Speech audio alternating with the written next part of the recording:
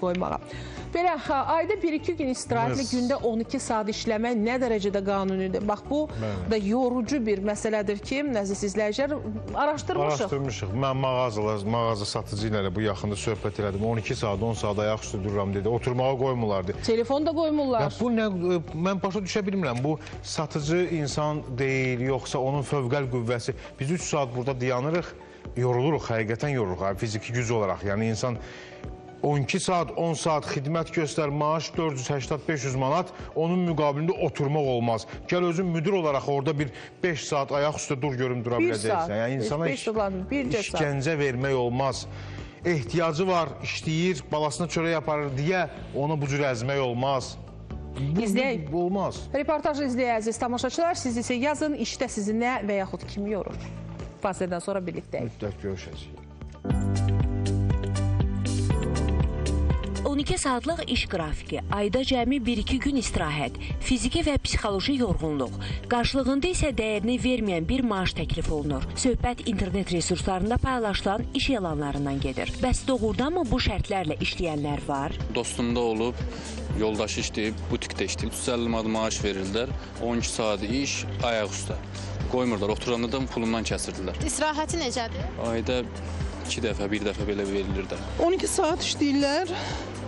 2 həftədən bir gün deyəsən bazar günü istirahət verirlər. Maaşdakı yəni ki 500-600 manat. Mən hal-hazırda kursda işləyirəm. Alman dil müəllimiyəm. Ortalama 10 saat filan. Bizdə kurs olduğu üçün standart bir iş saatı yoxdur. Maaşı da ona görə alırıq. Bu baxımdan biraz vəziyyət biraz çətinlik yaradır. Həm maddi, həm mənəvi olaraq. İnsan resursları üzrə mütəxəssis Elcan Quliyev bildirir ki, təəssüf ki, bəzi sahələrdə işçilərin hüquqları pozulur və onlar 12 saat, bəzən isə daha çox işlədilirlər. Fəhlələrdir, ustalardır, adətən bu sektorda çalışanlar da iş saatından artıq saatlarda çalışırlar, afisiyantlardır, aşbazlardır, xadimələrdir və s. ki, yəni adətən 12 saat, 10 saat, 11 saat işlərə cəlb olunurlar. Hətta elə afisiyantlardan müzakirədə deməmişəm ki, 14-15 saat bir də işləyənlər olub. Satıcılardır və yaxud da nəzarətçilərdir və s. Bunlarda da məsələn iş saatı yəni artıq saatlarda müşahidə olunur.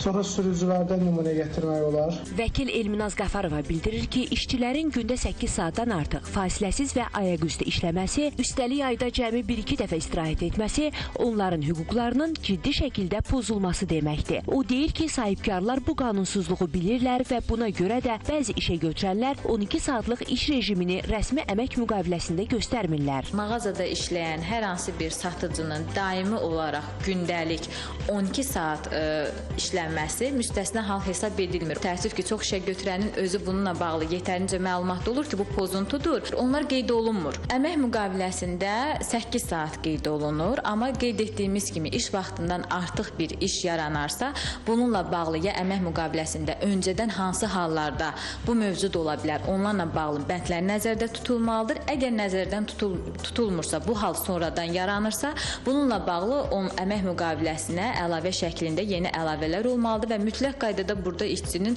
razılığı tələb olunmalıdır. Məsələ ilə bağlı Dövlət Əmək Müfəttişliyi xidmətindən bildirilir ki, qanunvericiliyə görə gündəlik normal iş vaxtı 8 saatdan, həftəlik normal iş vaxtı isə 40 saatdan artıq olmamalıdır. Bəzi iş sahələrində işin və əmək şəraitinin xarakterindən asılı olaraq 6 günlük iş həftəsi müəyyən edilə bilər. Lakin həmin 6 günlük iş həftəsində də həftəlik norma 40 saat olduğu halda gündəlik iş vaxtı 7 saatdan çox ola bilməz. Lakin bəzi istisnalar da mümkündür. Əmək Məcəlləsinin 99-cu maddəsinə əsasən iş vaxtından artıq işə cəlb edilmə işçinin razılığı və işə götürənin əmri ilə rəsmiləşdirilir.